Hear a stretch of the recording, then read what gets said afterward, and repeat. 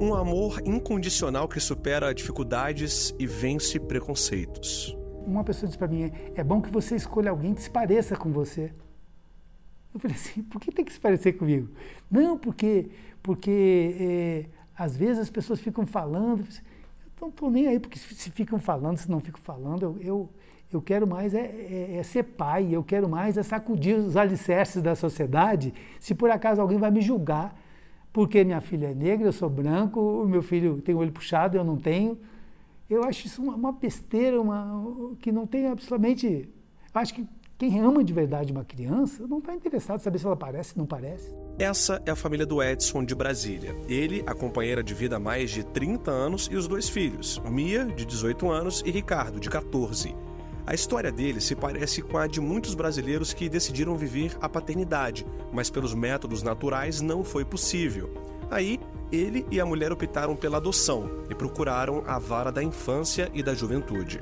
Por até uma dica do pessoal da vara da infância aqui, a gente pegou esse mesmo processo da gente, 33 páginas, era um super processo, a gente espalhou em algumas comarcas do Brasil, onde a gente tinha conhecidos, família, e alguns aceitaram, outros não, porque o cadastro estava começando a ser desenhado, mas ainda não estava efetivamente.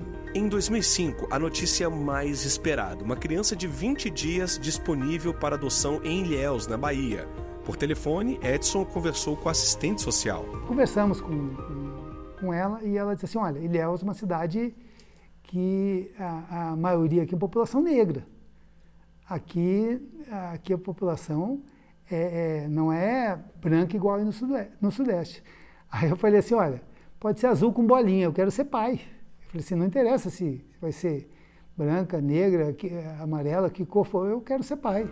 Depois de 4 anos da chegada da Mia, veio o Ricardo, com 1 mês de vida, também pela adoção, só que dessa vez em Altamira, no Pará. Aí sim, a família ficou completa. Ter filhos, você acaba deixando um legado para o mundo, você tem que criar pessoas boas, pessoas que vão acrescentar uma coisa boa ao mundo, sabe? E eu tenho esse ideal de vida, eu acho que quem tem filho, pensando como a gente tem assim, vou ter um filho, você tem esperança que o mundo melhore de alguma maneira, né? Porque você quer deixar alguém aqui para seguir as tuas pegadas, né? Então, eu acho que o processo de adoção, ele é muito mais maduro, eu acredito, porque é muito mais difícil também de conseguir do que aquele processo biologicamente natural. Em 2008, o Conselho Nacional de Justiça criou o Cadastro Nacional de Adoção, CNA, com o objetivo de reunir dados sobre crianças e adolescentes disponíveis para adoção e sobre os pretendentes cadastrados. O sistema também foi criado para dar agilidade nos processos e garantir a segurança e a transparência. Em 2019, o CNA foi integrado ao Cadastro Nacional de Crianças Acolhidas e assim nasceu o Sistema Nacional de Adoção e Acolhimento, o SNA. Através desse sistema, todas as varas da infância alimentam o sistema com os dados e todos aqueles que pretendem a adoção também podem fazer essa consulta, que é uma consulta pública. O Brasil tem quase 5 mil crianças e adolescentes que aguardam um lar e mais de 35 mil pretendentes a adotar.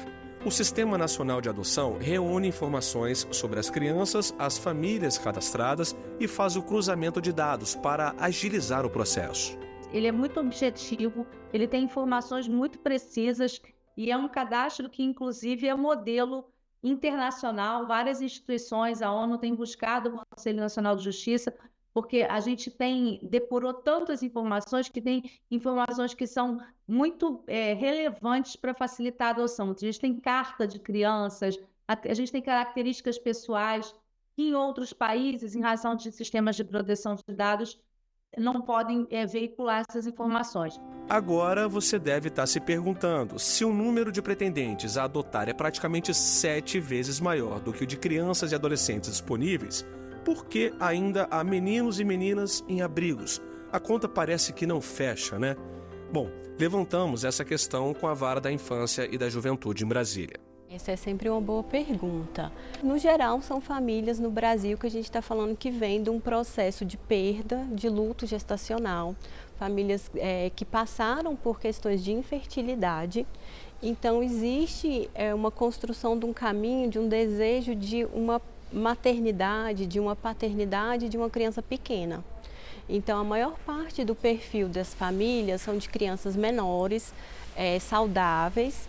Então, é essa a disparidade com as crianças e adolescentes que estão cadastradas para adoção. A adoção no Brasil é permitida por vários modelos de família. Pai e mãe, apenas pai ou mãe, 2 pais, 2 mães, isso não importa. Outros critérios são exigidos, como, por exemplo, a idade mínima para se habilitar à adoção é de 18 anos, desde que seja respeitada a diferença de 16 anos entre adotante e adotado. Inicialmente, o pretendente deve procurar a Vara da Infância e da Juventude mais próxima e realizar um pré-cadastro com os dados necessários e o perfil desejado da criança ou do adolescente. Depois de passar por todas as exigências legais, a família passa por uma das mais importantes etapas, a de preparação. Não é interessante que a família se disponha a acolher qualquer perfil, qualquer idade, e ela não tenha condições para isso, porque ela vai dar um passo maior do que a perna. E qual é a grande consequência, ou a pior consequência disso? É acolher a criança e devolver a criança para a instituição de acolhimento. Então, a criança que já vem de um percurso de abandono, ela tem um novo abandono. Então, essa preparação das famílias, ela é feita com muito critério, com muito cuidado.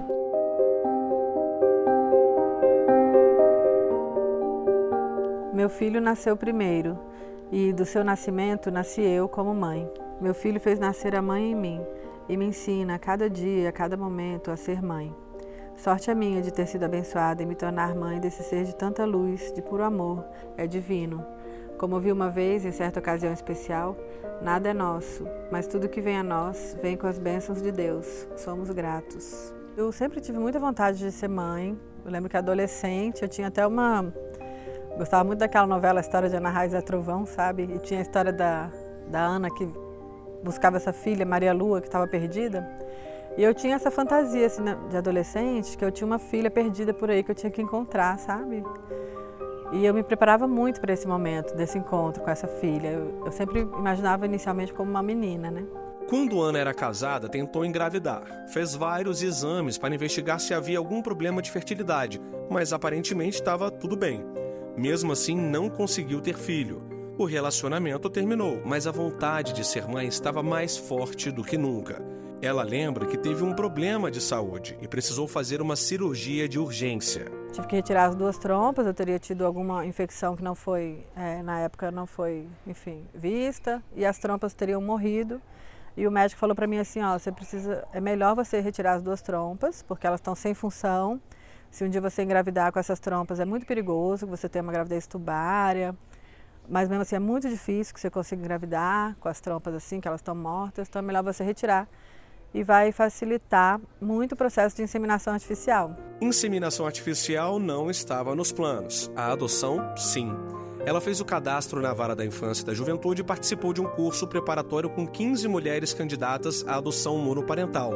O perfil desejado era de uma menina, branca, de 1 a 4 anos. O psicólogo que me acompanhou na época, ele achava que por eu ser uma mulher sozinha, era melhor que eu acolhesse uma criança um pouco mais autônoma.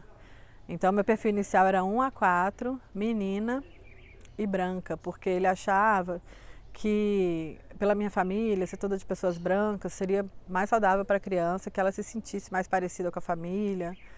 Então eu fiquei com esse perfil limitado. Foi uma gestação longa e curta ao mesmo tempo. Eu vou explicar por quê. Foram 4 anos de espera pela menina que não veio. Aí a Ana decidiu ampliar o perfil desejado no cadastro de adoção. Ao invés de ser menina de 1 a 4 anos de cor branca, ela colocou de 0 a 4 anos sem preferência de cor ou sexo. Aí sim, a gente pode dizer que foi uma gravidez rápida, de 2 meses. A assistente social, conversando comigo, a primeira pergunta que ela fez foi essa, assim, você veio aqui alguns meses atrás e alterou seu perfil, né? Por que você alterou seu perfil? Aí eu falei, não, porque como eu já estou há muito tempo na fila, eu nunca fui consultada sobre nenhuma criança, eu senti de abrir, eu gostaria de saber o que o universo teria para mim, né? E aí ela falou, e se eu te disser que o universo tem para você uma criança de 1 mês? Aí eu quase morri, eu falei, nossa, uma criança de 1 mês, né? Menino ou menina? Aí ela falou, menino. Aí eu falei, por acaso essa criança já tem nome? Aí ela falou, é Vinícius. Aí eu senti uma emoção muito grande, assim, eu comecei a chorar, falei, nossa, meu filho nasceu. Esse é o filho que nasceu no coração, Vinícius. Ele ainda é pequeno para entender de fato como a chegada dele foi tão esperada. A roupinha, quando você chegou, olha o tamanho da sua calça que você usava. Olha isso. Desse pititico que você era, cara. A história do Vinícius também é contada neste livro. Só faltava você é um registro para a vida. A mãe aprendeu a trocar fralda pela primeira vez e trouxe você para casa. Quem estava esperando em você? A vovó. A vovó, quem mais? O vovô, o tio Dani, a Mariana, o Miguel. Se adotar é aceitar, receber, se preparar, proteger e cuidar, ser adotado é retribuir todo esse amor. A minha mãe é legal, a minha mãe é bem comportada, é carinhosa e bem legal. Ela me deixa brincar aqui.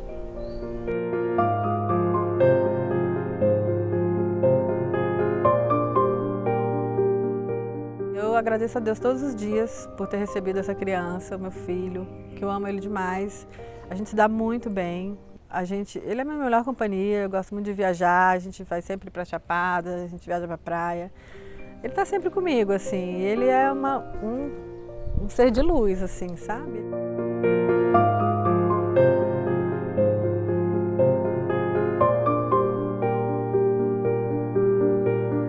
O Repórter Justiça vai para um rápido intervalo, mas continue com a gente porque no próximo bloco a repórter Renata Teodoro mostra programas e ações voltados para a adoção e a atuação do Poder Judiciário em habilitar novas famílias com perfis mais flexíveis.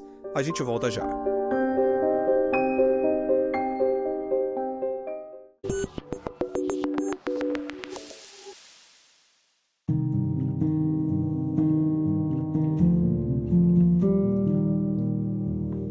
Crianças e adolescentes que ainda aguardam por uma família e vivem à espera de um novo começo. No Brasil, a maioria daqueles que pretendem adotar prefere bebês ou crianças pequenas, sem irmãos e sem doenças. Apesar de ter aumentado em 23% a adoção de crianças mais velhas entre os anos de 2022 e 2023, os dados do Conselho Nacional de Justiça mostram que ainda há muito o que melhorar. Dos quase 36 mil pretendentes habilitados para adoção, somente 734 aceitam crianças maiores de 10 anos. Existe um percurso histórico no Brasil de melhorias. Então, todo o trabalho das varas de infância, que acontece muito no momento da preparação psicossocial e jurídica e no momento da avaliação psicossocial, que são 2 etapas do processo de habilitação. Então, neste momento da preparação, aqui em Brasília, por exemplo, nós fazemos encontros de reflexão em grupo. Então, nesses encontros de reflexão, a gente vai avaliar com essa família a possibilidade dela ampliar esse perfil. A atuação da Justiça em habilitar novas famílias com perfis mais flexíveis e amplos tem sido fundamental em todo esse processo e tem também contribuído para mudar o pensamento de alguns pretendentes. Instituições parceiras oferecem cursos de preparação, como o Grupo de Apoio à Convivência Familiar e Comunitária, o Aconchego, e são fundamentais na hora de ajudar os interessados a mudarem as exigências do perfil. Isso facilita muito, né? A adoção de grupos de irmãos, que são as crianças que ficam mais tempo na fila, né? A adoção de crianças com deficiência e a adoção das crianças acima da idade padrão, que é aquela idade acima de 9 anos. Nelson foi adotado aos 14 anos e, além da idade avançada, também fazia parte do grupo de irmãos. No final do ensino fundamental, um professor, sem saber da história dele, se encantou com a dedicação do aluno. Isso gerou uma comoção dentro da sala, entre nós, os meus colegas e os professores. Houve todo uma campanha, digamos assim, para que a escola efetuasse essa aproximação entre eu e ele, um parceiro dele, o Giovanni, um paizão, né? E deu tudo certo. Seu contato com os estudos foi somente aos 13 anos, mesma época em que conheceu o programa Novos Caminhos, iniciativa do Tribunal de Justiça de Santa Catarina. Comecei a desbravar novas oportunidades. Uma delas foi conseguir fazer um curso técnico em eletrotécnica pelo programa Novos Caminhos, que mudou radicalmente a minha vida. Consegui um novo emprego, consegui ter experiências em algumas empresas, né? Entender a complexidade industrial de realizar alguns processos. Tudo isso graças ao programa, né? Esse link de empresas que o programa tem. O programa surgiu em 2013 com a finalidade de transformar a vida de crianças e adolescentes com cursos profissionalizantes e capacitações em diversas áreas e teve sua importância reconhecida em 2024 pelo Conselho Nacional de Justiça.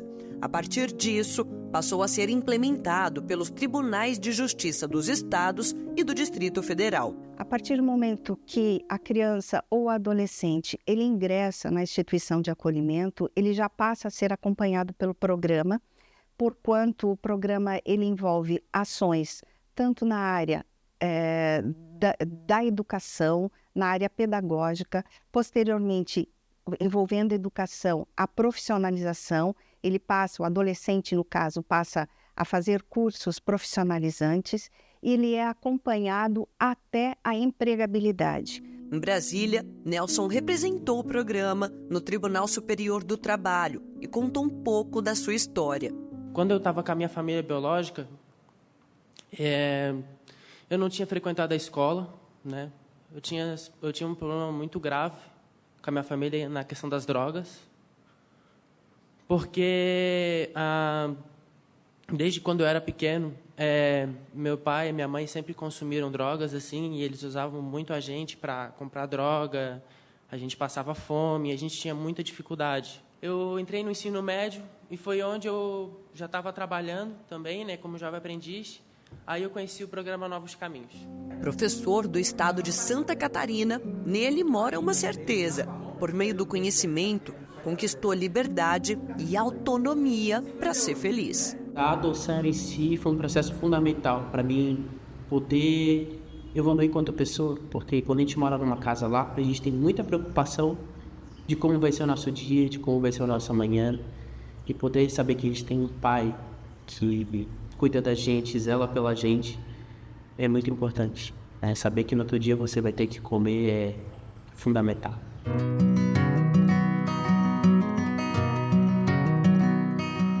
Do Acre para o Rio Grande do Sul. Essa não foi a única mudança na vida desses 4 irmãos. O quarteto foi adotado pela Roberta. Olha, essa aqui é minha filha Angelina. Quando ela veio aqui para Esteio, ela estava com 4 anos. Hoje ela está com 8. Eu estudo no 2º ano. Eu amo muito a mãe. Ela é minha florzinha de lótus. Gosto muito daqui. A advogada optou por um perfil aberto e logo o grupo de irmãos surgiu no radar. Talvez se eu tivesse adotado uma criança, seria muito mais dificultoso para mim do que os 4, porque assim, até mesmo eles em si, um faz companhia para o outro, um brinca com o outro. Então, nesse tempo de computador e telefone, eu acho que a companhia dos irmãos entre si brincando é muito mais salutar do que qualquer outra coisa. Uau! Ficou bonito? Sim! Bonita? Sim! Uau! A voz ficou linda? Sim! Estabilidade profissional e financeira também adiaram os planos de gestação da Emanuela. Ela até tentou engravidar, mas acabou optando pela adoção junto ao marido.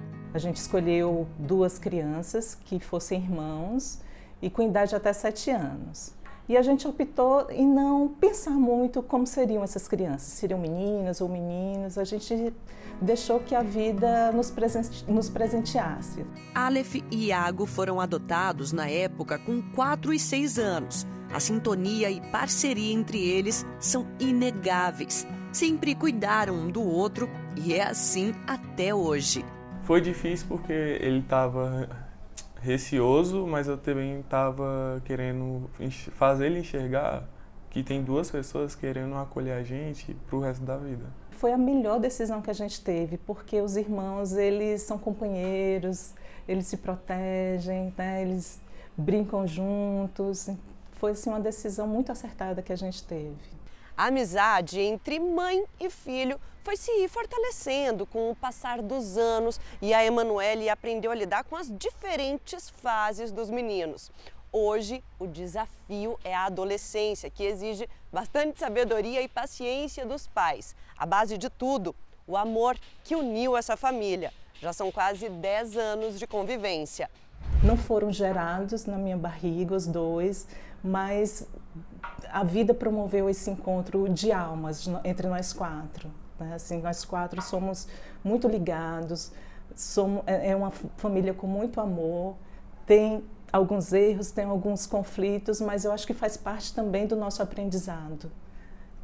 Nós somos família que estamos aí para o que der e vier. Né? Eu tenho até uma tatuagem assim de passarinhos, porque é isso que a gente quer para a vida, que eles voem. Mas a gente está aqui no ninho esperando que eles voltem. Se quiserem voltar, estamos aqui por eles.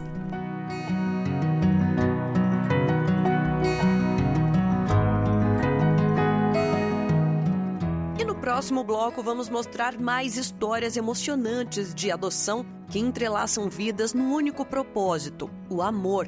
É logo mais, não saia daí!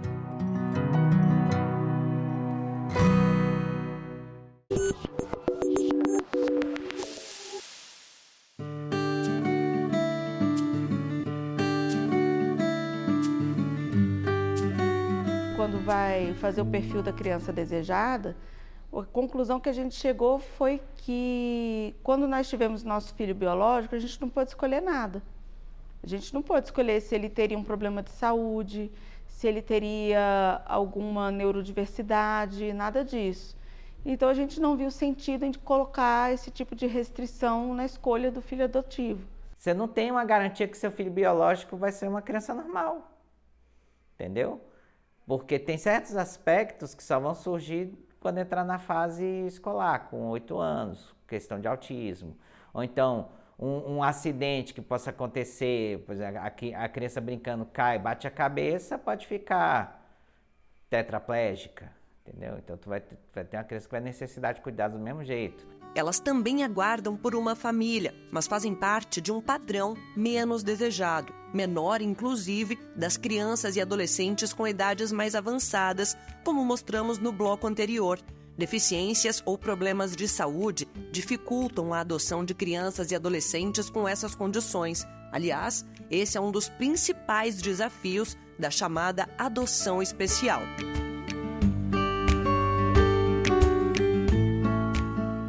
Professores da Secretaria de Educação do Distrito Federal, Taici e Roberto, fizeram apenas uma exigência na hora de escolher o perfil da criança que iriam adotar.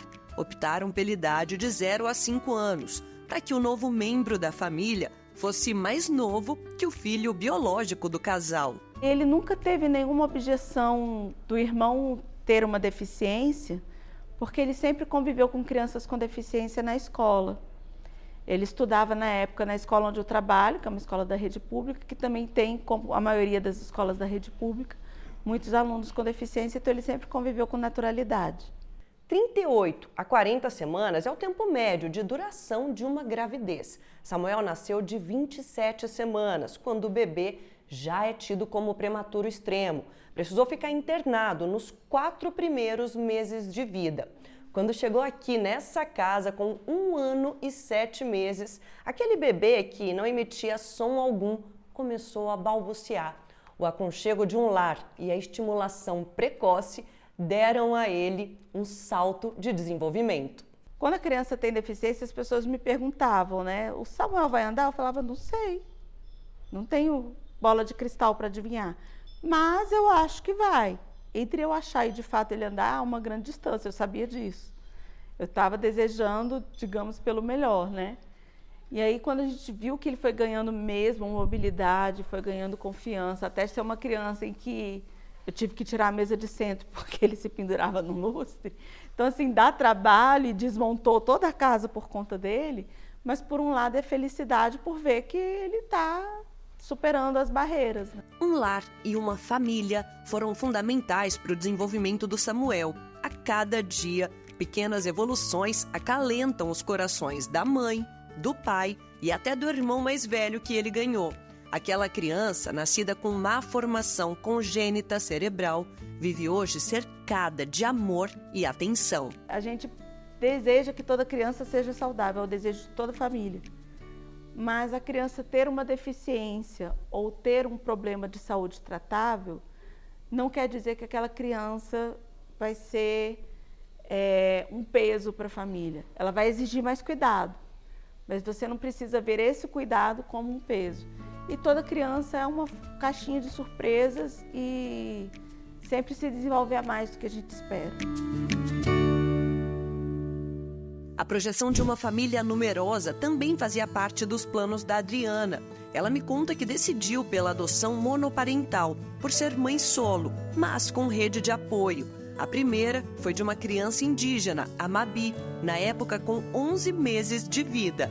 A adoção da Mabi foi uma adoção com uma certa complexidade, embora ela fosse um bebê, porque ela trouxe algumas questões de saúde para serem administradas, questões de adaptação também importantes.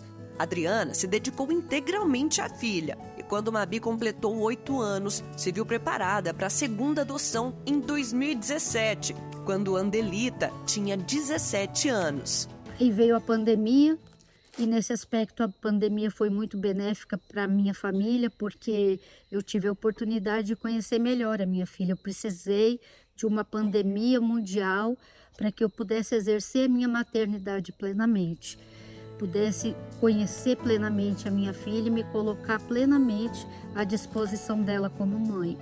Um ato de comprometimento com o futuro de crianças e adolescentes. Adotar é, acima de tudo, um gesto de amor que resgata e transforma vidas. E é assim que eu encerro o Repórter Justiça de hoje. Já segue a gente no Instagram? Anota aí, @Rádio e TV Justiça. No YouTube, o canal é o mesmo. E se quiser entrar em contato com a nossa produção, o e-mail é o repórterjustiça@stf.jus.br. Até a próxima!